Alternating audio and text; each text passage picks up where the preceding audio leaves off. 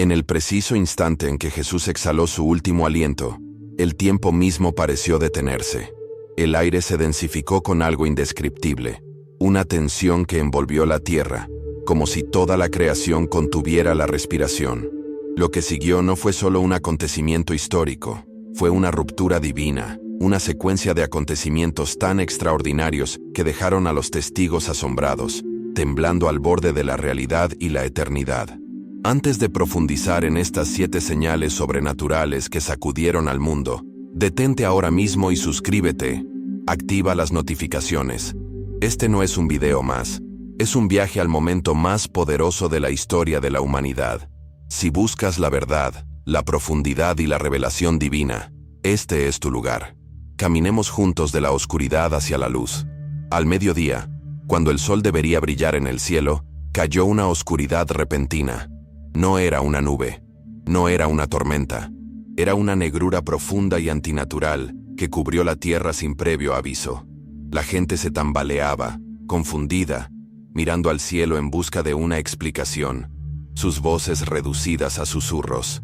Algo andaba mal, terriblemente mal. El calor del día se evaporó, y el frío de la presencia divina tomó su lugar. Esta oscuridad no se comportó como un fenómeno natural. Duró 3 horas, tiempo suficiente para sembrar el terror incluso en los corazones de los más escépticos. Los agricultores dejaron de trabajar. Los niños lloraron. Los animales se inquietaron. Los hombres de razón se quedaron sin respuestas. Esto no fue un eclipse. No pudo haberlo sido. La Pascua siempre cae en luna llena, lo que hace que tal cosa sea científicamente imposible. Y sin embargo, sucedió. No metafóricamente, no espiritualmente, físicamente, de forma tangible, innegablemente. Por toda Jerusalén, un miedo insidioso se apoderó de todos los que lo presenciaron. El Talmud judío incluso menciona este día, refiriéndose a una oscuridad inusual que muchos creían que anunciaba el juicio divino. Los profetas habían hablado de momentos así.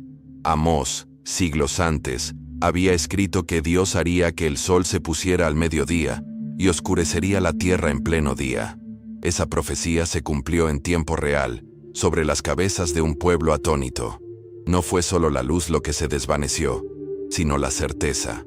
A medida que las sombras se apoderaban de las colinas y los tejados, la idea de que se trataba de otra ejecución comenzó a desvanecerse. La sensación era apocalíptica. El velo entre lo visible y lo invisible se desvanecía, y en medio de todo, Jesús colgaba suspendido, maltratado y ensangrentado, absorbiendo el pecado colectivo del mundo. La oscuridad no era casualidad, era un reflejo del peso que soportaba en esa hora. Quienes lo presenciaron debieron sentirlo en el alma, ese cambio silencioso y desconcertante en la atmósfera, como la pausa antes de un terremoto. Era como si el mundo entero se inclinara, conteniendo la respiración, esperando. El cielo decía lo que las palabras no podían expresar. Esta muerte era única. No era solo una injusticia, era un ajuste de cuentas cósmico. Y cada llama parpadeante, cada plegaria silenciosa, cada mandíbula apretada, testificaban una verdad indescriptible. El simbolismo era inconfundible. En la tradición judía, la oscuridad suele asociarse con el juicio divino, un ajuste de cuentas celestial que precede a las grandes acciones de Dios. Y así, cuando el sol se negó a brillar, ese significado se apoderó de los corazones del pueblo. Este no era el fin de un hombre, era la confrontación del cielo y la tierra, de la justicia y la gracia, de la muerte y el destino. La primera señal había hablado alto y claro.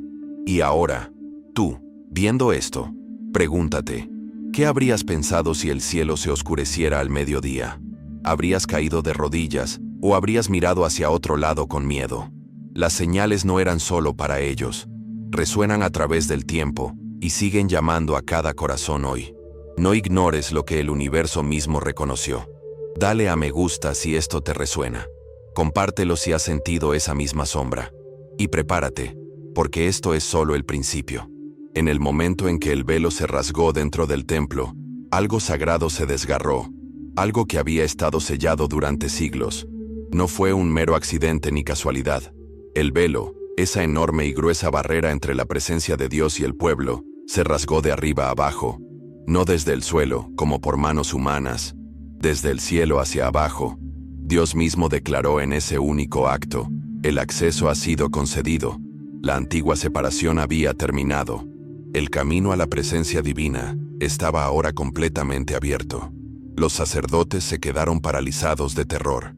Desde niños, les habían enseñado que el Sancta Sanctorum no debía ser visto ni tocado. Solo una vez al año, solo por un hombre, y nunca sin sangre. Estar en ese espacio sagrado sin ser invitado era morir.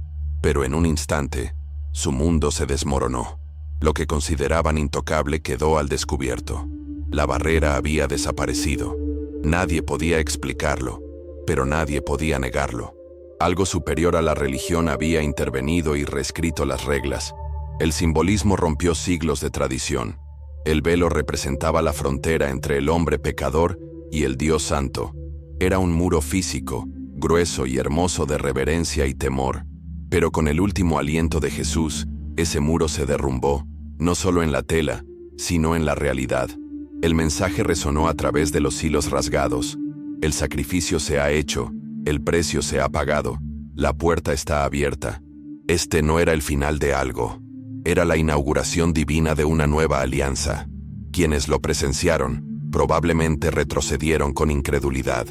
El silencio que siguió fue ensordecedor. Habían vivido bajo el peso de rituales y leyes, y en una fracción de segundo, el sistema se desmoronó. No se destruyó con ira, sino con amor. Y en ese amor nació un nuevo tipo de acceso. No a través de rituales, sino a través de la relación. No a través del miedo, sino a través de la fe. El Dios del cielo se había acercado. El velo ya no era necesario. Esto no era solo para los sacerdotes. Era para los marginados, los quebrantados, los olvidados. Era para la mujer adúltera, para el recaudador de impuestos, para el ladrón en la cruz, para cada alma que creía no ser lo suficientemente buena. Jesús, en su acto final, no solo murió por los dignos, murió para dar la bienvenida a los indignos. El desgarro de ese velo fue una invitación santa. Vengan con valentía, vengan con convicción, vengan ahora. ¿Qué significa esto para ti?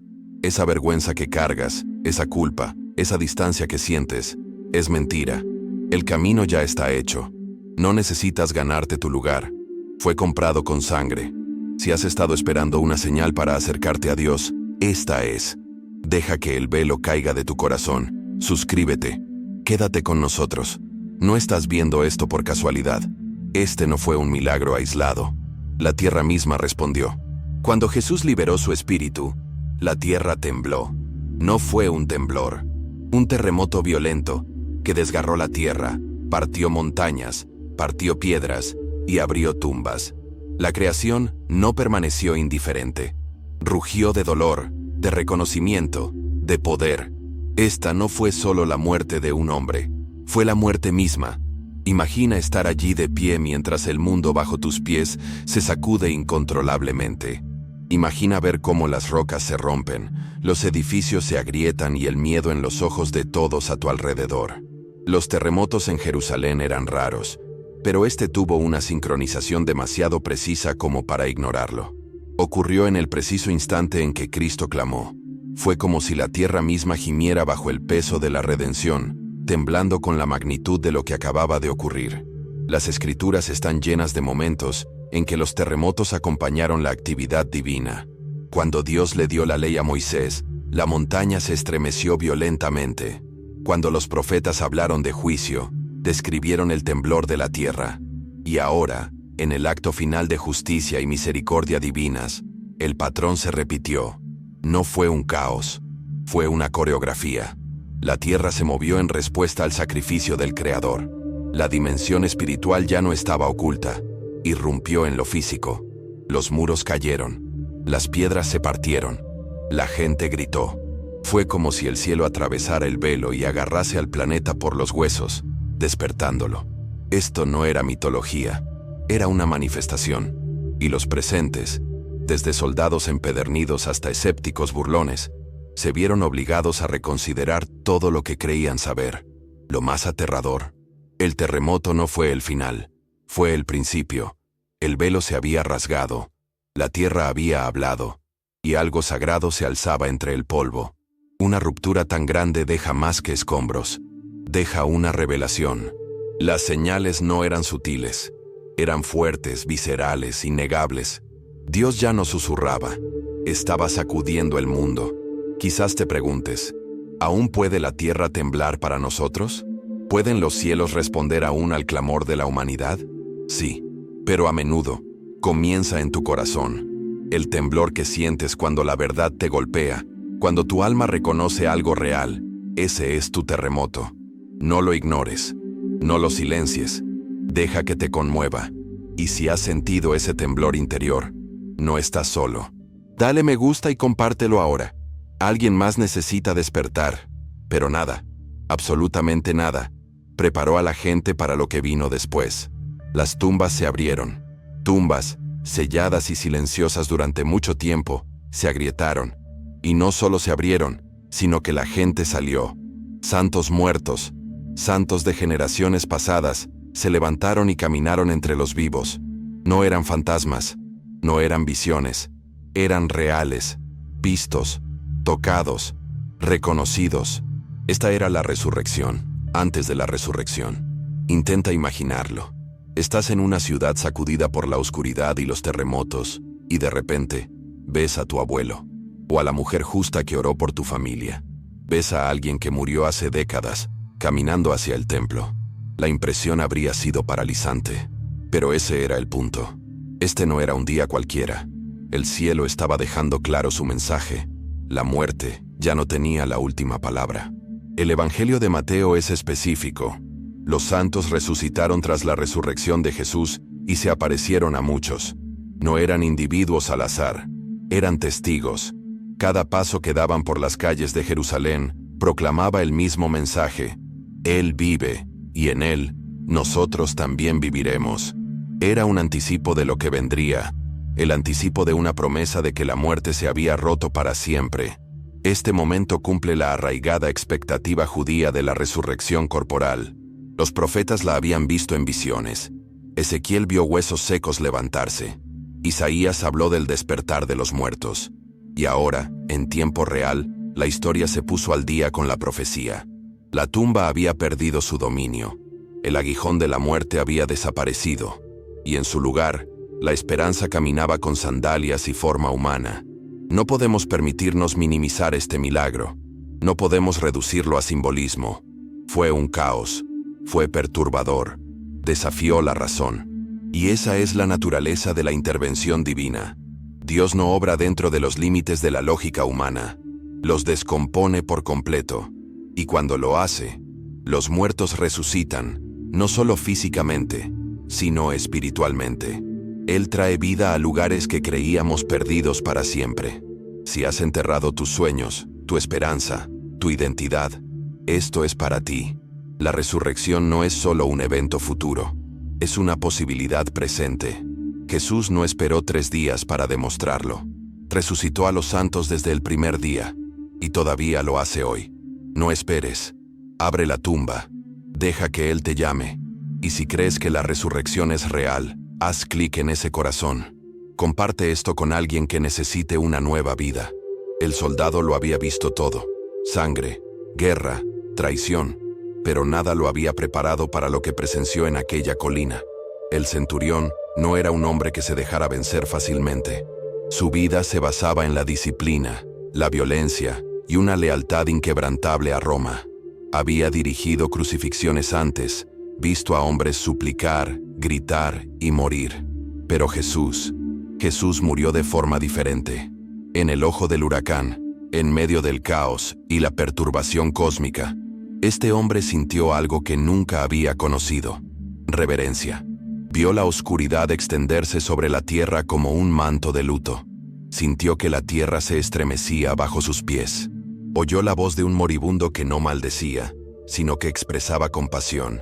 Y entonces, en un momento tan profundo que le traspasó el alma, oyó las palabras: «Consumado es». Ese último aliento no se sintió como una derrota, sino como una coronación. como el fin de algo antiguo y el surgimiento de algo eterno. El corazón del centurión tembló. Había matado a muchos, pero ahora había encontrado la verdad. El Evangelio nos dice que su reacción fue inmediata y llena de asombro. Verdaderamente, este era el Hijo de Dios, dijo en voz alta, públicamente, sin vacilar.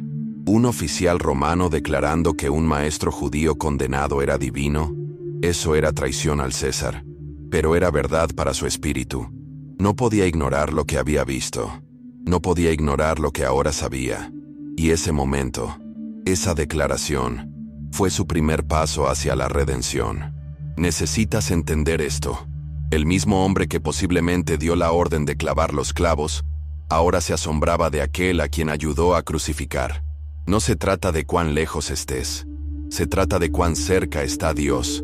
Si un centurión romano, acostumbrado a la crueldad, pudo reconocer al Mesías en un moribundo, entonces hay esperanza para todos nosotros. La redención no espera tener las manos limpias, comienza con los ojos abiertos. El centurión no fue el único transformado. Sus hombres, endurecidos por el deber, repitieron sus palabras. La atmósfera era innegable. Algo sagrado había sucedido, algo que ninguno de ellos podía explicar, pero ninguno podía negar. La cruz, antaño símbolo de vergüenza, se había convertido en un trono de revelación, y este soldado, de pie sobre sangre y polvo, se convirtió en uno de los primeros en proclamar la verdad con la que el mundo aún lucha. Jesús no era un hombre común, era el Hijo de Dios. Y aquí es donde entras tú. Tú también has visto cosas. Quizás no terremotos ni velos rasgándose, sino momentos, vislumbres, señales de que Dios es real y te busca. ¿Qué haces con ellas? ¿Sigues a distancia? ¿O estás listo para decirlo en voz alta? Deja que la valentía del centurión sea tuya. Si esto te dice algo, comenta abajo. Lo veo. Momentos como ese nos destrozan. Y ese es el punto. No fuimos creados para presenciar crucifixiones, sino para ser transformados por ellas. La multitud se había reunido con curiosidad, pero lo que presenciaron ese día los atormentaría para siempre. Vinieron a burlarse, a mofarse, a ver morir a otro supuesto profeta. La risa resonó al pie de la cruz. Los insultos se lanzaron como piedras. Si de verdad eres el Hijo de Dios, baja, gritaban, ciegos ante el hecho de que el amor lo retenía allí más que los clavos. Pero entonces todo cambió. Oscuridad, terremoto, templo destrozado, muerto resucitado. Una a una, la burla se convirtió en miedo. Las bromas, en silencio. Las mismas bocas que habían escupido veneno ahora temblaban de arrepentimiento. Las escrituras nos dicen que se golpearon el pecho, una profunda expresión cultural de duelo y remordimiento. No es una reacción casual. Es un reconocimiento a nivel del alma de que algo sagrado acaba de suceder. Y tú te lo perdiste. No acababan de ver morir a un hombre. Habían visto el cielo abrirse y no estaban preparados. Algunas de esas personas nunca volverían a ser las mismas. Días después, en Pentecostés, 3,000 de ellas creerían. La misma multitud que lo vio sufrir sería la primera en difundir su nombre. Pero ese día, en esas horas de temblor, se enfrentaron a una verdad demasiado grande para ignorarla. Vinieron para ver un espectáculo y se fueron con una herida en el alma. Una herida que solo la redención puede sanar. ¿Y no es eso lo que hace la verdad? Herida profunda, expone, exige una respuesta. O abres tu corazón o lo endureces. O te golpeas el pecho en señal de rendición, o te marchas fingiendo que no ha pasado nada. Pero no puedes encontrarte con esa clase de colisión divina y permanecer inmutable. Algo tiene que cambiar. Permíteme preguntarte, ¿has estado entre la multitud? ¿Has visto a Dios moverse pero permaneciste en silencio? ¿Has observado desde una distancia segura, pensando que esto no es para ti? Te equivocaste. Sí lo es. La multitud no estaba llena de santos. Estaba llena de escépticos, descarriados pecadores, y aún así, la gracia les hizo lugar. Y también te hace lugar a ti. Si sientes esa agitación en el pecho, no la ignores. Es tu espíritu despertando. Es tu corazón latiendo contra tu antiguo yo. Responde. Comenta. Acércate. Hazle saber a los demás que ya no eres un simple espectador. Estás listo para adentrarte en algo real, porque la cruz no fue el final de la historia, fue el comienzo de la tuya. Pero no todos respondieron con arrepentimiento. Algunos endurecieron aún más sus corazones. Los líderes religiosos, cuyas posiciones se veían amenazadas por los milagros que se desarrollaban ante sus ojos, se aferraron a su poder. Habían orquestado la muerte de Jesús. Habían manipulado a la multitud. Y ahora, ante velos rasgados, tierra temblorosa y muertos vivientes, optaron por la negación, no la incredulidad, la negación deliberada. Porque admitir la verdad significaba admitir que estaban equivocados. Y no solo equivocados, sino que significaba que habían matado a aquel a quien se suponía que debían estar esperando. Esa clase de verdad quema, derriba el orgullo, expone la corrupción. Y así, en lugar de enfrentarla, la enterraron más profundamente. Sobornaron a los guardias, inventaron historias, tergiversaron los hechos. Intentaron enterrar la resurrección como enterraron al hombre. Pero no se puede silenciar lo que el cielo ha aprobado. El miedo a perder su posición se volvió más fuerte que el deseo de la verdad. Y eso sigue sucediendo hoy. La gente rechaza a Jesús no porque no crea. En el fondo, a menudo lo cree. Lo rechazan porque aceptarlo significaría ceder el control, soltar, admitir la necesidad. Y el orgullo odia la necesidad. El orgullo quiere ganársela, gestionarla, redefinirla. Pero la salvación no es el patio de recreo del orgullo. Es el altar donde el orgullo viene a morir. Estos líderes vieron las señales, todas y cada una. Y aún así, eligieron la oscuridad. Que esto sirva de advertencia. Los milagros no pueden salvar un corazón endurecido. La evidencia no quebrantará la arrogancia. Solo la rendición lo hará. Solo cuando nos enfrentamos a nuestra propia incapacidad, la gracia finalmente puede hacer lo que vino a hacer. Jesús no murió para impresionar, murió para invitar, pero tienes que decir que sí. Y esa invitación sigue vigente, incluso para los religiosos, incluso para los orgullosos, incluso para quienes han construido su identidad en torno al rendimiento y la perfección. No tienes que mantener la mentira, no tienes que seguir actuando. Puedes quitarte la máscara, caer de rodillas y finalmente ser libre. La misma gracia que se le ofreció al ladrón se te ofrece a ti. Si has estado fingiendo, ya no tienes que hacerlo. Así que ahora les pregunto, ¿serán como el centurión? ¿O como los sacerdotes? ¿Confesarán? ¿O se encubrirán? La cruz les pide una respuesta. Pasaron décadas, pero las consecuencias de aquel día no se desvanecieron, sino que se intensificaron. En el año 70 d.C., la profecía de Jesús se hizo realidad. Jerusalén fue destruida. El templo sagrado, centro del culto judío, fue incendiado, profanado y desgarrado piedra sobre piedra. Las legiones romanas, como leones rugientes, desmantelaron la ciudad como si el cielo mismo les hubiera retirado su protección. Aquello no fue solo una guerra, sino un eco divino, una confirmación definitiva. El antiguo orden había terminado en el momento en que se rasgó el velo, y esta devastación fue el signo de exclamación que la historia jamás podría borrar. Lo que una vez fue un próspero centro sagrado, se convirtió en cenizas y ruinas. El templo no era solo un edificio, era una identidad, un sistema, la creencia de que el acceso a Dios era limitado, exclusivo y controlado. Pero ese velo se rasgó, ¿recuerdan? Y Dios nunca vuelve a coser lo que ha rasgado.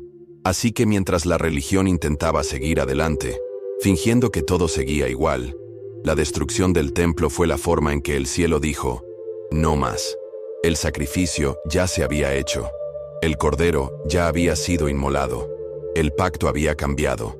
Muchos sobrevivientes recordaron las palabras de Jesús. No quedará piedra sobre piedra. En aquel momento, pensaron que era imposible. Pero ahora, caminando entre escombros y altares carbonizados, comprendieron que había dicho la verdad. Y quienes escucharon, quienes creyeron, encontraron refugio. No solo sobrevivieron físicamente, sino que fueron preservados espiritualmente, porque la fe ve lo que el miedo intenta ignorar. Esta es una advertencia y una misericordia. Dios nunca actúa sin antes hablar. Dio señales, dio prodigios, dio advertencias, Y aún así, muchos se negaron a escuchar. Esa misma decisión se mantiene hoy. El mundo tiene sus templos, sus sistemas de orgullo, poder y egoísmo, y caerán. Toda estructura que se exalte por encima de la verdad será derribada. Eso no es condenación, es una invitación. Salgan antes de que caiga el fuego. Acérquense antes de que se derrumben los muros. La historia recuerda la destrucción. La eternidad recuerda las decisiones. ¿Cuáles serán las tuyas? No estás viendo esto por casualidad. Formas parte de una línea de tiempo divina, un entorno sagrado. Todo lo que has visto, oído y sentido en este viaje te lleva a esto. Rendición o terquedad. Vida o pérdida. El templo arde.